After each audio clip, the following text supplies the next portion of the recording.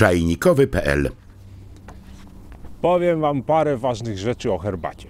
Po pierwsze, czarna herbata i zielona pochodzą z dwóch różnych krzaczków. W Chinach, kiedy parzą herbatę, pierwsze parzenie wylewa się w ogóle. Jest tak, że herbata odwadnia i wypłukuje magnez. Za to herbata z mlekiem wzmaga laktację karmiących matek.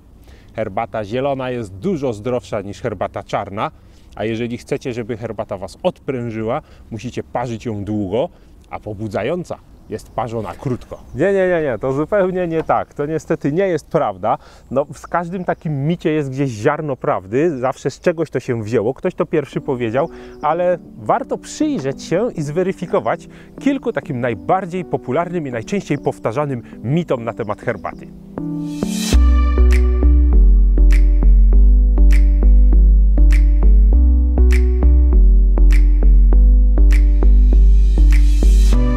Pomysł na to, że herbata zielona i czarna pochodzi z dwóch różnych roślin, właściwie sięga początków przygody z herbatą nas, Europejczyków, ponieważ tak kiedyś myśleliśmy, nie zdawaliśmy sobie sprawy z tego, jak obrabiana jest herbata i tak naprawdę z jednego krzaka, gdybyśmy się uparli, moglibyśmy zrobić wszystkie 6 kolorów herbaty, łącznie z białą, która wymagałaby po prostu bardzo wczesnego zbioru i nie jest to tak, że każdy kolor ma osobny krzew, chociaż faktycznie ziarnem prawdy w tej sytuacji jest to, że poszczególne kultywary dają lepsze efekty, jeżeli są przetworzone jako herbata zielona, czarna i tak dalej. Więc poniekąd można by powiedzieć, że czarna i zielona pochodzą z różnych krzaków, ale nie jest to inna roślina.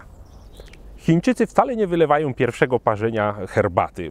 Ziarnem prawdy w tym micie jest to, że rzeczywiście wylewają, ale nie jest to jeszcze parzenie. Jeżeli zobaczymy Chińczyków, którzy parzą techniką gong fu cha, czyli wymagającą troszeczkę więcej zachodu niż po prostu zalać, wyrzucić torebkę i wypić, to zobaczymy, że faktycznie najpierw zalewają na bardzo krótko liście herbaciane, wylewają ten napar, no i dopiero parzą po raz pierwszy. Jest to takie budzenie herbaty, czy powiedzielibyśmy może taka preinfuzja troszeczkę, która ma na celu zwilżenie, ogrzanie i opłukanie liści herbacianych. Zależy, jaką herbatę parzymy. Czasem służy to bardziej już otwarciu liścia, rozwinięciu, czasem mamy na celu wypłukać pył i jakiś kurz.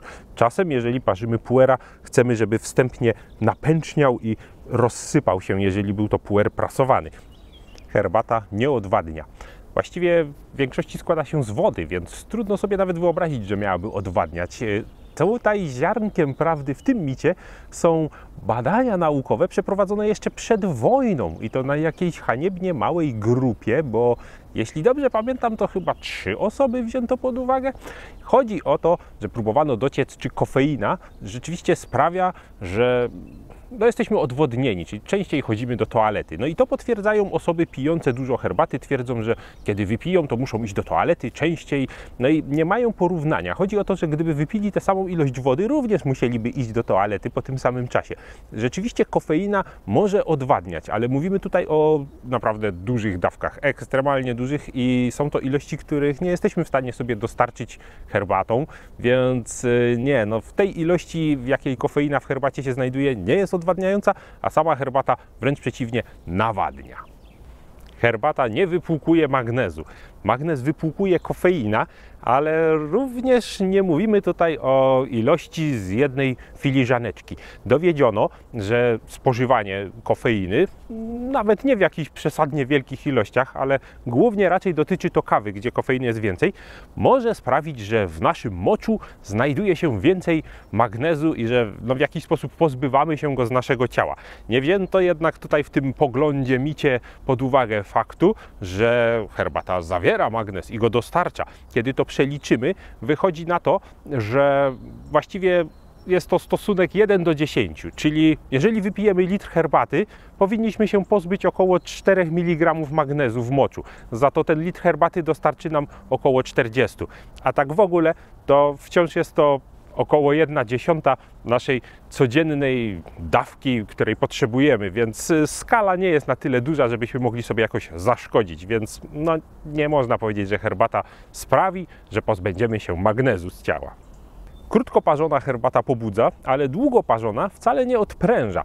Wzięło się to z tego, że kiedyś rozpowszechniano, nawet całkiem do niedawna, jeszcze można znaleźć w całkiem świeżych publikacjach taki pogląd, że kofeina wiąże się z garbnikami zawartymi w herbacie, tworząc coś, co nazywa się kofeinianem taniny albo taninianem kofeiny. Taki związek nie istnieje i kofeina nie robi żadnych właściwie wiązań w naparze. Tak naprawdę początkiem tej teorii była publikacja Pochlebkina, który napisał w latach 50. książkę, a w latach 60. ukazała się po polsku i tam pojawia się taki związek i takie wyjaśnienie tej sytuacji. Tak naprawdę kofeina rozpuszcza się w naparze od samego początku parzenia i właściwie po minucie, dwóch już mamy prawie ją w całości. Za to garbniki rozpuszczają się dopiero po pewnym czasie i rzeczywiście krótko parzona herbata zawiera dużo kofeiny, a mało garbników, za to długo parzona herbata zawiera dużo garbników i dużo kofeiny jednocześnie. Więc fakt jest taki, że rzeczywiście mamy te proporcje tak jak się mówi, ale one się ze sobą nie wiążą. Gdzie jest ziarno prawdy w całej tej historii? W herbacie znajdują się substancje odprężające, takie jak L-teanina albo kwas gamma-aminomasłowy, no i one również zwiększają swoje stężenie w naparze w czasie parzenia. Więc im dłużej parzymy, tym więcej mamy tych rozpuszczonych substancji odprężających, ale też tym więcej mamy kofeiny. Więc tak, krótko parzony napar pobudza, ale długo parzony wcale jakoś bardziej nie odpręża. Herbata z mlekiem, czyli bawarka, wzmaga laktację u kobiet karmiących piersią. No taki mit niestety nie znalazł ani potwierdzenia, ani właściwie obalenia w literaturze naukowej, ponieważ tak w ogóle zdaje mi się, że on funkcjonuje tylko w Polsce i nie znalazłem żadnych badań pod tym kierunkiem.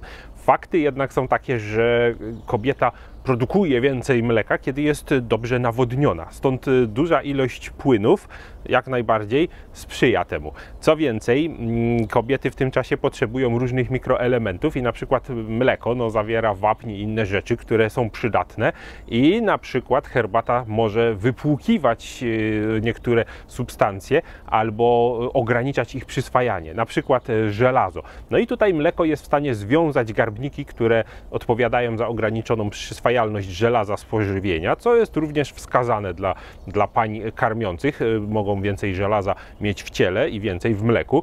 No więc właściwie można by powiedzieć, że bawarka jest dobra dla pań karmiących, ale laktacji samej nie wzmaga. Warto od razu w tym miejscu jeszcze podkreślić, że nie ma problemu, żeby pić herbatę karmiąc piersią, ponieważ panie obawiają się czasem, że ta kofeina z herbaty przejdzie do dziecka i to dziecko nie będzie spało i niestety nie będzie to przyjemnie spędzony czas. No i nie ma o to obaw. Okazuje się, że wypita przez kobietę kofeina do mleka trafia jedynie w 1%. A problem jest taki jednak, że dziecko słabo metabolizuje jeszcze wtedy kofeinę, no i może ją trochę gromadzić w ciele, nawet do 130 godzin od wypicia, więc w takich naprawdę ekstremalnych sytuacjach, przy bardzo dużych ilościach kofeiny jesteśmy w stanie sobie gdzieś to dziecko pobudzić, ale badania wskazują, że jest to powyżej 300 mg kofeiny na dobę u kobiety, więc możemy bez problemu pić herbatę z mlekiem, bez mleka, ale z mlekiem bardziej. Nie jest prawdą, że herbata zielona jest zdrowsza od czarnej. Generalnie wiadomo, pochodzą z jednej rośliny, więc mają właściwie wyjściowo tę samą kompozycję zawartych w środku substancji i dopiero obróbka różniąca się w obu kolorach herbaty sprawia, że te proporcje się zaburzają, powstają nowe związki chemiczne, ale te nowo powstałe związki chemiczne również są dla nas dobre. Taki pogląd, że herbata zielona jest dużo zdrowsza od czarnej, wziął się z tego, że jednak zielona herbata w jakiś sposób musiała sobie torować drogę do naszych kubków. Jesteśmy miłośnikami herbaty czarnej, zawsze tak było. Zielona nie przypadła nam do gustu i teraz rzeczywiście jest coraz popularniejsza, ale jednak potrzebowała jakiegoś takiego hasła. No i stawiało się tutaj na jej właściwości prozdrowotne. Niemniej nie mówiono, że herbata zielona jest zdrowsza niż czarna, po prostu mówiono, że zielona jest zdrowa, a nie mówiono o tym, że czarna jest zdrowa. Stąd jakoś w opinii ludzi zrobiło się to, że po prostu zielona jest zdrowsza, czarna nie. Wiele osób mówi, nie pije czarnej, bo jest mniej zdrowa. Tymczasem faktycznie nieco więcej przeciwutleniaczy w zielonej herbacie jest. Część tych substancji zamieniła się na przykład w te arubiginy i innego typu rzeczy, które również mają potencjał przeciwutleniający. Co więcej, herbata czarna może nawet troszeczkę bardziej niż zielona działać dobrze na nasz układ krwionośny i naczyniowy. Obie jednak mają działania przeciwmiażdżycowe, obie działają przeciwnowotworowo, obie mają wysoki potencjał przeciwutleniający, obniżają stres oksydacyjny. Czarna herbata ma nieco więcej kofeiny, więc jeżeli szukamy pobudzenia, możemy raczej ją wybrać, ale właściwie nie ma między nimi większej różnicy. Ciekawe, czy Wy znacie jeszcze więcej mitów na temat herbaty? Piszcie w komentarzach, spróbujemy podyskutować o tym razem, a jeśli się nazbiera wystarczająco dużo, to może zrobimy drugą część obalania mitów herbacianych. Do zobaczenia na czajnikowy.pl.